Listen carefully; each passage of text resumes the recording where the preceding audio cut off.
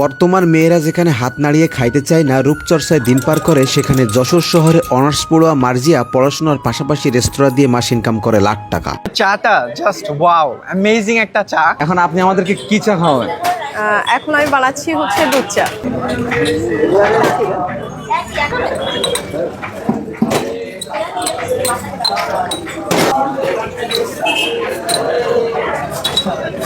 দোকান ওপেন থাকে কয়টা থেকে কয়টা পর্যন্ত? আমাদের হচ্ছে 4টা থেকে 10:30, কিন্তু যদি কাস্টমার বেশি থাকে সেই ক্ষেত্রে 11টা, 11:30। এখানে আমাদের চায়ের পাশাপাশি মেনু হচ্ছে হাঁসের মাংস, ছিটা রুটি আছে, ভুড়ি রুটি, নিহারি, হালিম আছে, chicken roll, chicken cutlet, chicken fry, French fry. এগুলো সব আপনি পারেন তৈরি করতে? হ্যাঁ, সবকিছুই আমার না নিজের। আপনার বাসায় আম্মু তৈরি করে দেয় তাই নিয়ে না না আসেন? না, সবকিছুই আমার নিজের।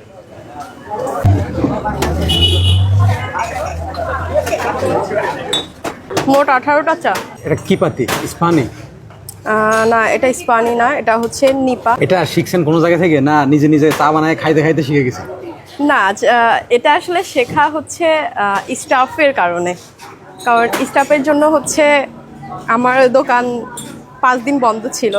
সেই থেকেই যে সব কিছুই তো পারি, তো এটা কেন পারবো না, সেই থেকেই শেখা। এরকম একটা ব্যস্ততম শহরে, ব্যস্ততম রাস্তার পাশে এই যে একটা অনেক বড় একটা আপনি রেস্তোরাঁ দিলেন, জি। এই কি শক্তিতে দিলেন আপনি? মানে প্রথমে ভয় করেনি যে আসলে চলবে কি চলবে না? না, আমার ইচ্ছা ছিল আরো বড় করে দেওয়ার, কিন্তু পরিবার সবাই বলল যে এটা যেহেতু তুমি করবা, তোমার ইচ্ছা, তো প্রথমে ছোট করে শুরু করো, যদি রেসপন্স ভালো পাও তারপরে আমরা তোমাকে আরো সাহায্য করব, তুমি ইনশাল্লাহ ভবিষ্যতে বড় করে করবা। চায়ে কি এমন জাদু দেয়া বলেন তো? এখানে দেখি পাবলিক প্রচুর পরিমাণে, ছেলে দিয়ে মেয়ে দিয়ে প্রচুর ভিড় জমায়। চায়ে জাদু না হাতে জাদু? জাদু কিনা জানি না, চেষ্টা করি ভালোটা দেওয়ার।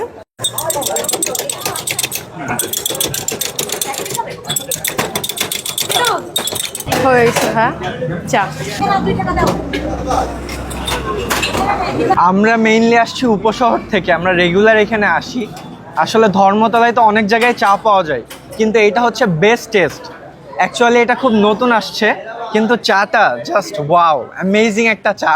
অ্যান্ড আমরা ফ্রেন্ড সার্কেলরা মিলে রেগুলার এখানে আসি, আর এখানের এনভায়রনমেন্টটা অনেক জোস। 4 কাপে, অনেকে কিন্তু 4 কাপ কিন্তু মানে ফুল হালকা একটু রেখে দেয়, কিন্তু আমার কিন্তু মনে হচ্ছে এটা ফুল খেয়ে ফেলি, মানে মধুর চেয়ে অন্যরকম। দেখেন, একদম অস্থির, একদম অস্থির চা। রেগুলার বেনাফুল থেকে আসার পরে আপুর চা খাইতেই হবে, এমন একটা অবস্থা। কি বানাচ্ছেন এটা?